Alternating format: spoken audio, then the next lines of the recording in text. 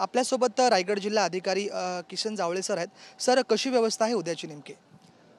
उद्या तिथीप्रमाणे छत्रपती शिवाजी महाराजांची रायगड किल्ल्यावर पुण्यतिथी साजरी करण्यात येत आहे। ही पुण्यतिथी श्री रायगड स्मारक मंडळ यांच्या वतीने साजरी करण्यात येत आहे। या पुण्यतिथीच्या निमित्ताने आपल्या भारत देशाचे माननीय गृहमंत्री महोदय पुण्यतिथीच्या कार्यक्रमासाठी येणार आहेत आणि त्यांच्यासोबतच राज्याचे मुख्यमंत्री, राज्याचे उपमुख्यमंत्री आणि इतर मंत्री महोदय या कार्यक्रमासाठी उपस्थित राहणार आहेत। आम्ही किल्ल्यावर राजसदरेमध्ये शिवभक्तांना येण्यासाठी त्या ठिकाणी राजसदरेमध्ये महाराजांचं दर्शन घेण्याची व्यवस्था केलेली आहे। तिथे मंडप उभारला आहे। त्या ठिकाणी लोकांना सावली करण्यात आलेली उन्हाळ्याचे दिवस असल्यामुळे।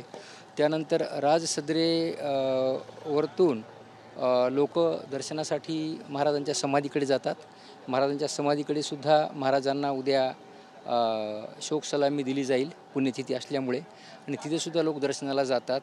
तर तिथेसुद्धा लोकांची आम्ही पिण्याच्या पाण्याची व्यवस्था, स्वच्छतागृहाची व्यवस्था, वैद्यकीय व्यवस्था, आमचे जागोजाग वैद्यकीय पथक आहेत आणि सर्व दृष्टीने सर्व आमची प्रशासकीय यंत्रणा, आमचा ग्रामविकास विभाग असेल, आमचा महसूल प्रशासन असेल, आमचं पोलीस प्रशासन असेल, आमचे PWDचे लोक असतील, हे सुद्धा कामाला लागलेले आहेत। आमचे पशुसंवर्धन विभागाचे लोक आहेत। या पुण्यतिथीच्या निमित्ताने त्या ठिकाणी काही रस्त्यावरचे श्वान असतात किंवा काही जनावर म्हणजे गाई बैल वगैरे असतात मोकळे सोडलेले, त्यांची पण आम्ही काळजी घेत आहोत। त्यांनासुद्धा त्यांच्या मालकांना सांगून त्यांना उद्याच्या दिवसभरासाठी त्यांच्या घरी किंवा त्यांच्या गोठ्यामध्ये। सर, किती पोलीस बंदोबस्त तैनात यासाठी आहे?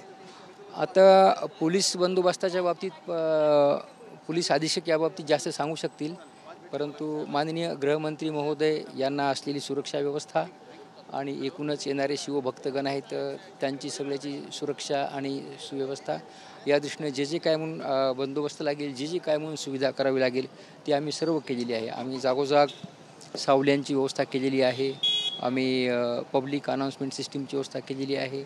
त्यानंतर क्लोज सर्किट TVचे जे काही कॅमेरे आहेत, स्क्रीन्स पण आम्ही लावलेले आहेत की भक्तगणांना जो काही कार्यक्रम चालू असेल तो चांगल्या पद्धतीने दिसला पाहिजे आणि एक भक्तगणांना चांगल्या पद्धतीने या महाराजांच्या पुण्यतिथीच्या कार्यक्रमामध्ये सहभागी होता आलं पाहिजे।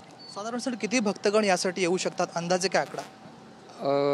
आम्हाला एक 25 ते 30 हजार भक्तगण उद्या दिवसभरामध्ये अपेक्षित आहेत। आताच भक्तगण यायला सुरुवात झालेली आहे। आज काही भक्तगण आणि शिवभक्त रायगड किल्ल्यावरती पोहोचलेले आहेत। आता पण पायीच्या मार्गाने काही भक्तगण जात आहेत, काही रोपवेच्या मार्गाने भक्तगण जात आहेत। एक 25 ते 30 हजार भक्तगण उद्या दिवसभरामध्ये येतील अशी आमची अपेक्षा आहे।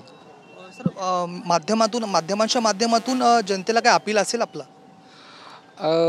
जनतेला असं सांगता येईल की रायगड किल्ल्यावरती उद्या अतिमहत्त्वाच्या व्यक्तीच्या मुवमेंट्स आहेत, सुरक्षा कवच आहेत। त्यामुळे आम्ही जी काही त्यांच्या येण्या जाण्यासाठी किंवा पार्किंगसाठी व्यवस्था केलेली आहे तर त्या ठिकाणीच त्यांनी त्यांचे वाहनं पार्क करावे आणि पार्किंगच्या ठिकाणापासून आम्ही त्यांना चित्त दरवाजा तिथपर्यंत आम्ही बसने आणणार आहोत। म्हणजे आपलं वाहन त्यांनी पार्किंगमध्ये लावावं, गाडीतून उतरावं आणि महामंडळाने उपलब्ध करून दिलेल्या बसमध्ये त्यांनी बसावं आणि मग त्यांनी चित्त दरवाजापर्यंत बसमध्ये यावं आणि नंतर तिथून मग पायी गड चढावा किंवा तिथून मग जसं उपलब्ध असेल तर रोपवेकडे त्यांनी यावं।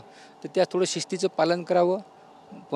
वरी पुरेशा प्रमाणामध्ये त्यांनी आपल्या आरोग्याची काळजी घ्यावी। उन्हाचा दिवस आहे। ORS आम्ही जागोजाग व्यवस्था केलेली आहे। वैद्यकीय पथकाची व्यवस्था केलेली आहे।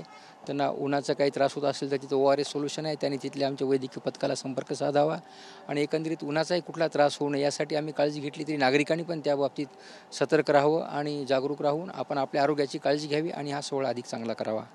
धन्यवाद सर। हे होते रायगड जिल्हा अधिकारी किसन जावळे। जर्नलिस्ट मनीष विचारेसह राज वैश्व, TV9 मराठी, रायगड।